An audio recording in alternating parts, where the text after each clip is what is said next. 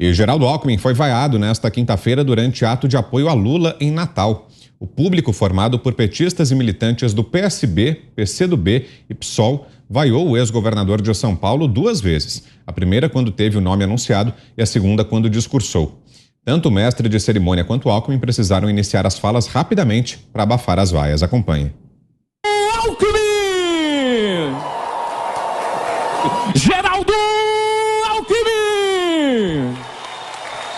Presidente Lula, governadora Fátima, querida Janja. A governadora do Rio Grande do Norte, Fátima Bezerra, tentou apaziguar os ânimos e defendeu um movimento mais amplo de alianças. Já a presidente do PT, Gleisi Hoffmann, disse que eles recebem no palco até quem divergiu deles, desde que sejam pessoas favoráveis à democracia e contra o presidente Jair Bolsonaro. No entanto, Lula sequer falou sobre o assunto durante seu discurso. Ele e Geraldo Alckmin almoçaram com governadores do consórcio Nordeste e discutiram temas para seu eventual governo. Zé.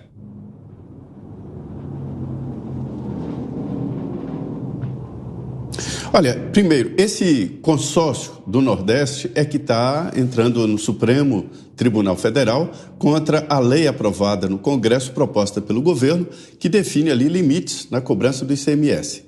Lembrando que esta redução, esse limite é para produtos considerados essenciais e entram também a conta de energia elétrica e de telecomunicações.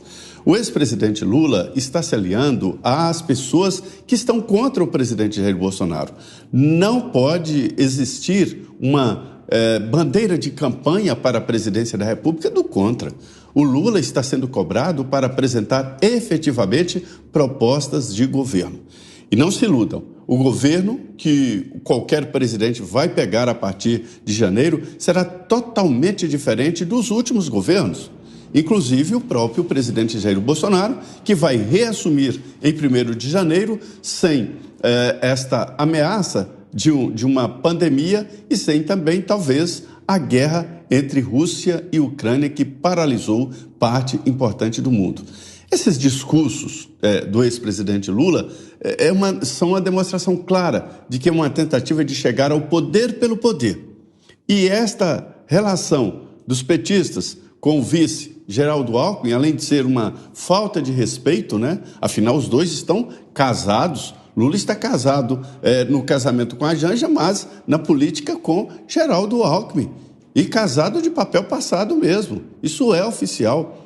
E nunca vi um grupo político constranger os seus aliados. É o que acontece. Mas sabe por quê? É igual a água e óleo. Se você misturar e colocar em repouso, daqui a pouco você verá que vai ficar ali o óleo e a água separados. O retrato disso a gente viu na reunião do PT que apresentou o Alckmin.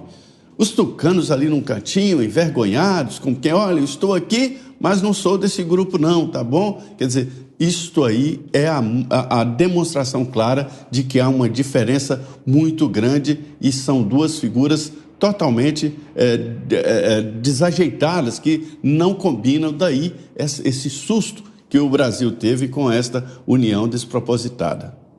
Augusto. O PT sempre foi assim.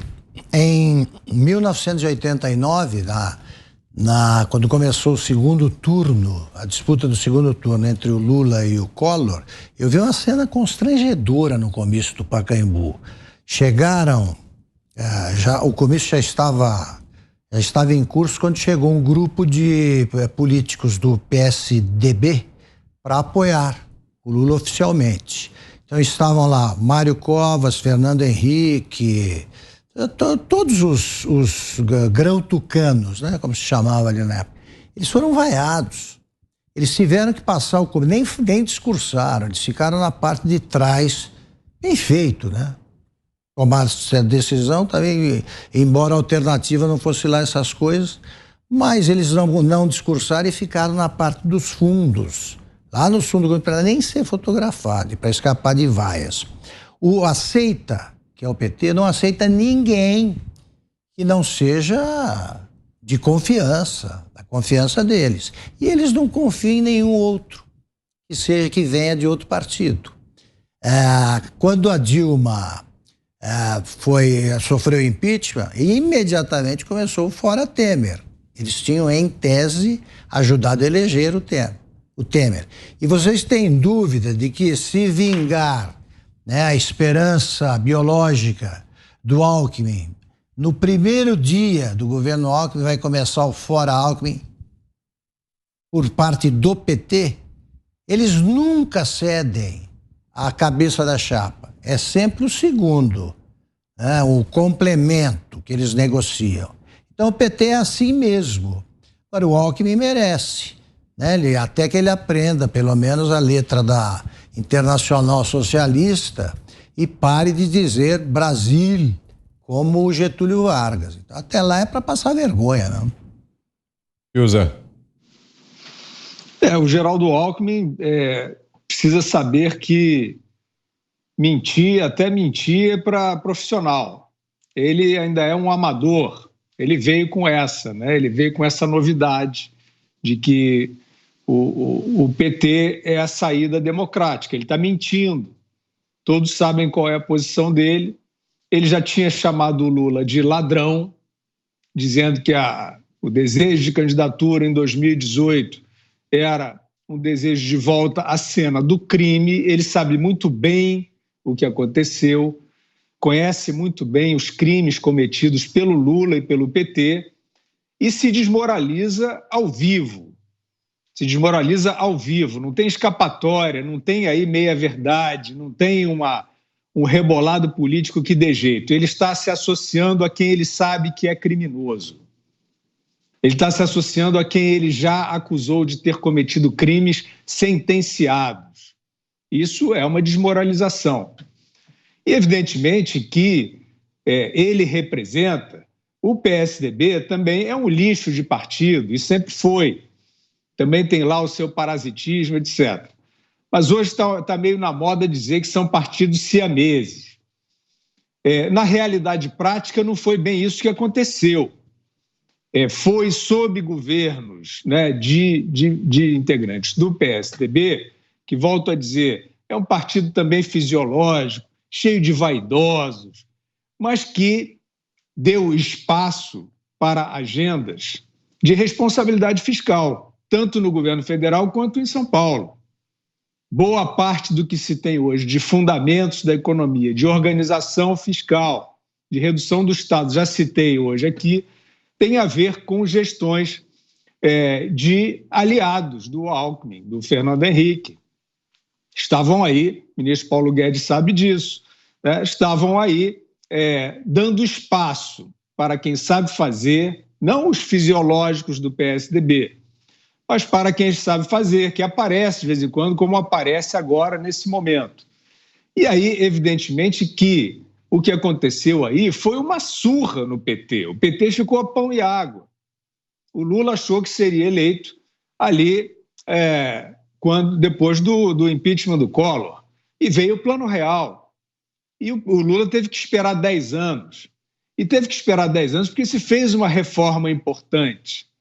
Então, não é um acordo, né? Não tem como dizer que o Lula estava ali bailando, dançando com o PSDB, esperando seu lugar. Não, ele foi surrado ali, não pelo PSDB, ele foi surrado pelas políticas positivas que aconteceram nesse período. Em São Paulo, a mesma coisa. São Paulo teve também, nesse período do Alckmin e do Mário Covas, políticas de privatização, de responsabilidade fiscal, né? Várias ações que, se a gente agora fingir que não aconteceram, a gente está apagando a história que nem os stalinistas fazem. E o PT em São Paulo tomou uma surra de 30 anos dessas políticas, que não era essa mentirada do Alckmin agora, né? que era uma agenda que o povo de São Paulo, o paulista, o paulistano, desejou, liderou o país nesse tipo de agenda, e o PT quer sempre boquinha, cargo, esquema no lixo, esquema no transporte, etc. e tal, e ficou fora, ficou a ver navios esse tempo todo. Então agora, por mais que o Alckmin minta, e ele ainda é um amador na mentira, ele vai ser vaiado por esses que ficaram esperando tanto tempo pela boquinha em São Paulo. Mota. Olha, o comentário do Augusto me trouxe memórias daquela eleição de 1989. Eu me lembro como se fosse hoje, como a gente era inocente, né? Primeiro, uma informação aqui de utilidade pública. Essa cena das vaias aconteceu na Arena das Dunas, um estádio que custou 420 milhões de reais dos nossos impostos e que custa 2 milhões de reais mensais em manutenção e operação. Agora vamos à vaia. Essa vaia diz mais do que dezenas de pesquisas de intenção de voto. Ora, quem vota em Lula não vota em Alckmin. Quem vota em Alckmin não vota em Lula. Qual é a explicação, então, da chapa Lula-Alckmin? É muito difícil dizer. É um mistério que tem dado até margem a teorias de conspiração curiosas, né? Tem gente que diz que essa chapa seria uma reedição da teoria das tesouras, em que PSDB e PT fingiam ser oposição um ao outro, mas, na verdade, o que eles tinham era um plano para dividir o país. O Brasil já viu cenas de adversários ferrenhos dividindo o palanque. Tem uma cena curiosa de Luiz Carlos Prestes no mesmo palanque que Getúlio Vargas. Getúlio Vargas, que tinha deportado a esposa de Luiz Carlos Prestes, que era Olga Menário, grávida, para um campo de concentração onde ela morreu na Alemanha nazista. E, no entanto, Prestes subiu no mesmo palanque que Getúlio Vargas. Mas essa história, essa parceria Lula-Alckmin, me lembra mais aquela história do escorpião e do sapo. O escorpião queria atravessar um rio e aí pediu carona para o sapo. Sapo, deixa eu ir nas suas costas. O sapo falou, você tá louco, escorpião? Se eu botar você nas minhas costas, você vai me picar e eu vou morrer. Aí o escorpião disse, não, sapo, claro que eu não vou fazer isso, porque se eu picar você, eu estou nas suas costas no meio do rio, morremos os dois. Aí o sapo disse, não, tá certo, faz sentido. O sapo botou o escorpião nas costas e começou a atravessar o rio. No meio do rio, o escorpião dá uma picada no sapo. E aí o sapo, morrendo, vira para o escorpião e fala, mas escorpião, por que você fez isso? Agora vamos morrer os dois afogados aqui. Aí o escorpião olha para o sapo e responde, é a minha natureza.